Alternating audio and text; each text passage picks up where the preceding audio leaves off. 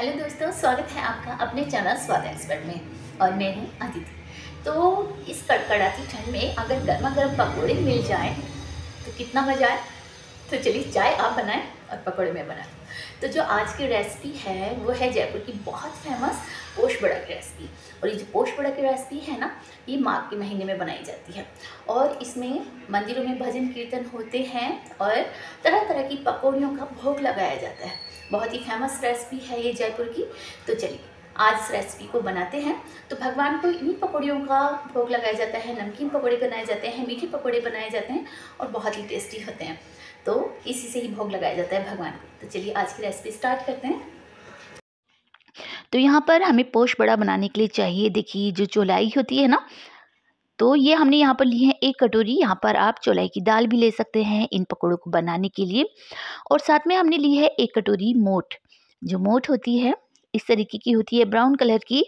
ये भी हमने 1 कटोरी के लगभग ली है। और साथ ही हम यहाँ पे ले रहे हैं साबुत मूंग, आधा कटोरी के लगभग।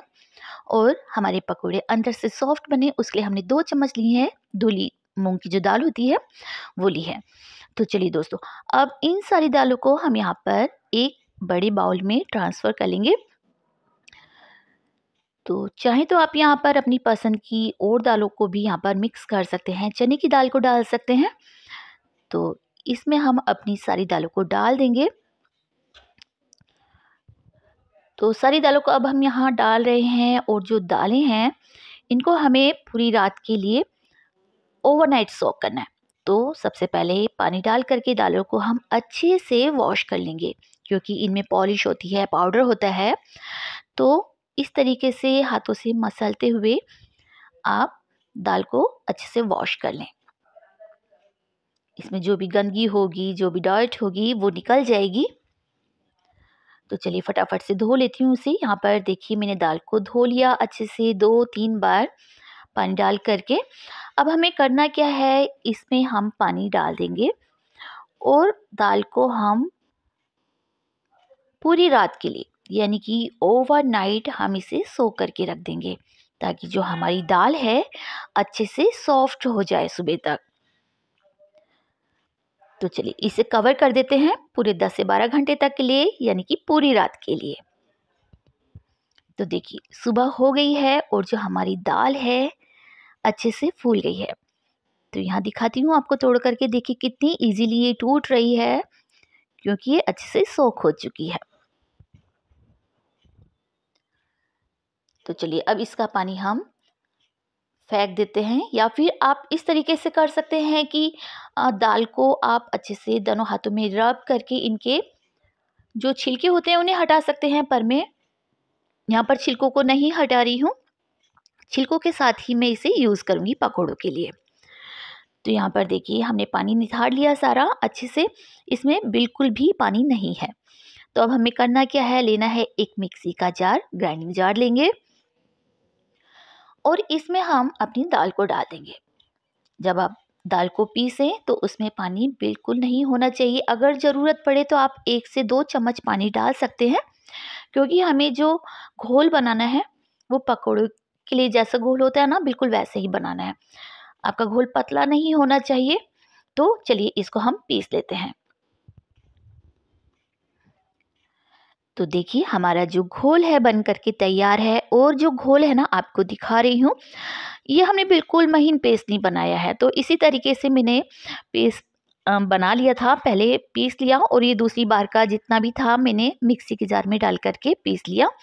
तो हमारा जो पेस्ट है कुछ दरदरा सा है, ताकि जब हम पोश बड़ा बनाएं तो वो क्रंची से बने, बढ़िया से बने। इसीलिए हमने अब इन पकौड़ों में डालने के लिए हमें थोड़ा सा मसाला तैयार करना है। तो 2 बड़े चम्मच हमने यहाँ पे धनिया होता है ना जो साबुत वाला, वो लिया है। 2 चम्मच हमने सौंफ ली है और 1 चम्मच इसमें हम डालेंगे जीरा। हमने यहाँ पे मसाले को रोस्ट नहीं करा है, क्योंकि पकौड़ों में जा कर के ये खुद ही अपना इतना बढ़िया स्वाद देने वाले हैं। तो इनको हमें पीस लेना है। तो इन्हें हमें पीसना कैसे है देखिए, दिखाती हूँ आपको। बिल्कुल दरदरा सा हमने इन्हें करा है, महीन नहीं करा है, पाउडर नहीं बनाया है। तो इसी तरीके का रखना है आपको।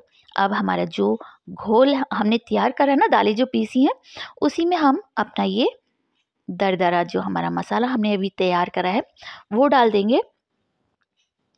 और अब इसमें हम डालने वाले हैं, देखिए ये है हरा धनिया। बहुत बढ़िया फ्लेवर इसका आता है। और जो देसी धनिया होता है ना, आजकल सर्दियों में बहुत बढ़िया आता है, तो उसी का यूज़ करा है मैंने यहाँ पर। और इसके साथ ही 5 हरी मिर्चें डाल रही हूँ, बहुत बढ़िया लगती हैं। और ये देखिए हमारे पकोड़े, जो हमारा पोश बड़ा है वो और ज़्यादा हेल्दी बने, इसके लिए यहाँ पे 1 कटोरी भर के मैंने बारीक कटा हुआ पालक का यूज़ करा है। आप चाहे तो हरी चौलाई होती है वो डाल सकते हैं। और ये देखिए ये है अजवाइन के पत्ते।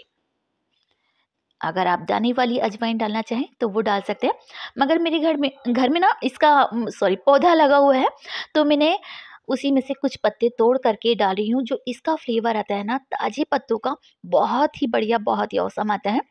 तो अगर आपके घर में भी इस तरीके के अजवाइन के पत्ते लगे हैं तो आप डालिएगा, इतने बढ़िया आपको इसका जो स्वाद है ना बहुत ही अल्टीमेट लगेगा। तो चलिए हमारे यहाँ पर ये हो गई जितने भी डालने थे हमने डाल दी सब्जियाँ। और 1.5 चम्मच इसमें नमक का यूज़ कर रही हूँ।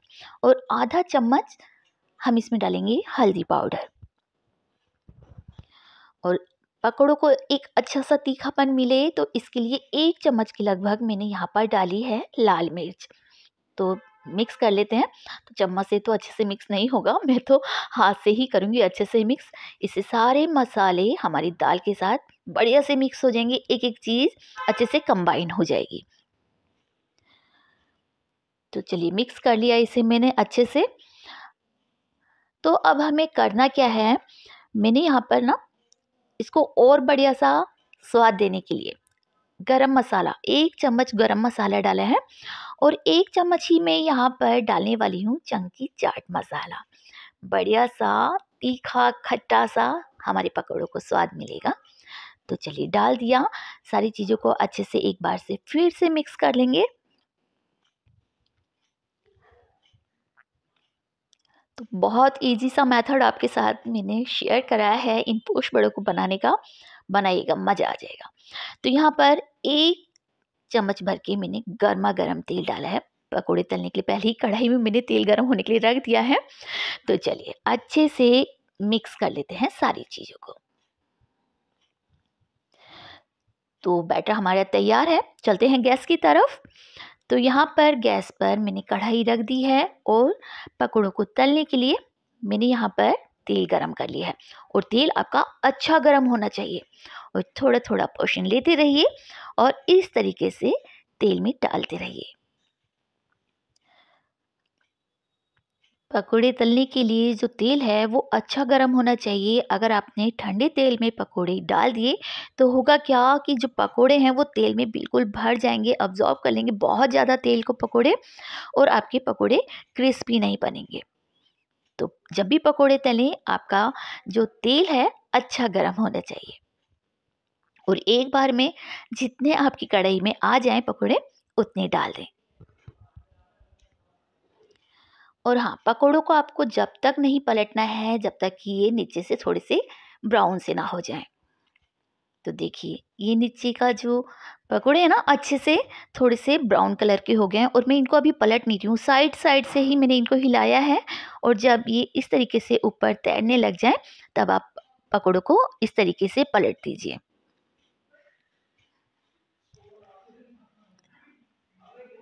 बहुत ही बढ़िया हमारे पकोड़े बन रहे हैं। और आपने देखा कि हमने जिन दालों का यूज़ करा है और इन दालों का जो टेस्ट है ना बहुत ही गज़ब का है। आप चाहें तो अपनी पसंद की, मैंने जैसे आपको बताया, और दालों का यूज़ भी करके आप पकोड़े बना सकते हैं इसमें। तो जो पकोड़े लग रहा है बीच में, आप जानती हैं जैसे ताव ज़्यादा लगता है तो वो ज़्यादा ब्राउन हो जाते हैं, तो उनको साइड करते रहिए करिए। और जो साइड वाले पकोड़े हैं आप उन्हें बीच में कर दीजिए। तो देखिए 5 मिनट हो गए हैं पकोड़ों को तलते हुए।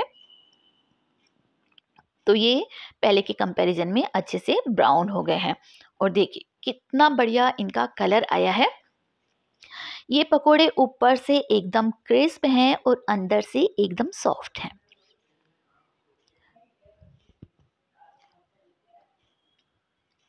तो अच्छे से हिलाते हुए चारों तरफ से ये सीख जाएं।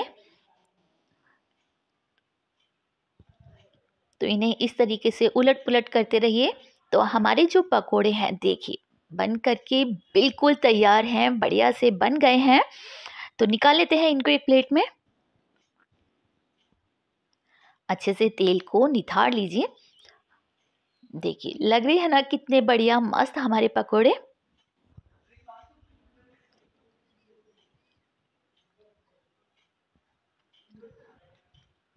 बहुत ही फेमस जयपुर के ये पोश बड़ा की रेसिपी है दोस्तों।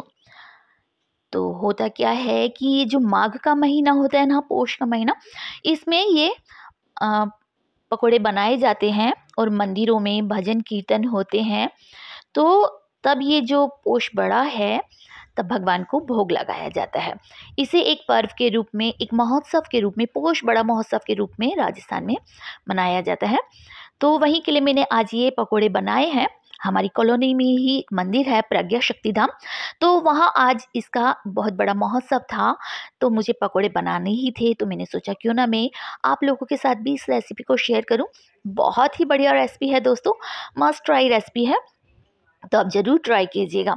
तो दूसरी बार के पकोड़े भी मैंने डाल दिए हैं कढ़ाई में और बहुत ही इजी मेथड बताया है मैंने आपको। सुपर टेस्टी क्रिस्पी पकोड़े। तो चलिए दूसरी बार के भी दूसरा बैच भी मैंने अच्छे से फ्राई कर लिया है। मेरे पकोड़े बन करके बिल्कुल तैयार हो गए हैं और अभी बहुत सारा मेरा बैटर बच भी गया है। तो मंदिर में जब मैं होकर के आऊँगी ना, तो घर वालों के लिए भी गर्मा गर्म उसी टाइम बनाऊँगी। तो चलिए हमारे पकोड़े बन करके बिल्कुल तैयार हैं दोस्तों। रेसिपी कैसी लग रही है आपको मेरी ज़रूर बताइएगा। अगर वीडियो पसंद आ रहे हैं तो वीडियो को आप ज़रूर लाइक कर दिया कीजिए। अगर चैनल पे नए हैं तो चैनल को सब्सक्राइब कर दें और कमेंट करके बताइएगा कैसे लगे आपको ये पकोड़े, कैसी लगी रेसिपी। और जो पास में बेल आइकन है उसे भी हिट कर दीजिए ताकि आने वाली वीडियोज़ का नोटिफिकेशन आपको मिलता रहे सबसे पहले दोस्तों। तो लीजिए हमारे जो पोश बड़ा है बन करके तैयार हैं। ऊपर से मैंने इनमें डाल दिया है थोड़ा सा चाट मसाला ताकि इनका जो टेस्ट है और भी बढ़ जाए। सुपर क्रिस्पी हमारा पोश बड़ा जो है बन करके तैयार है दोस्तों।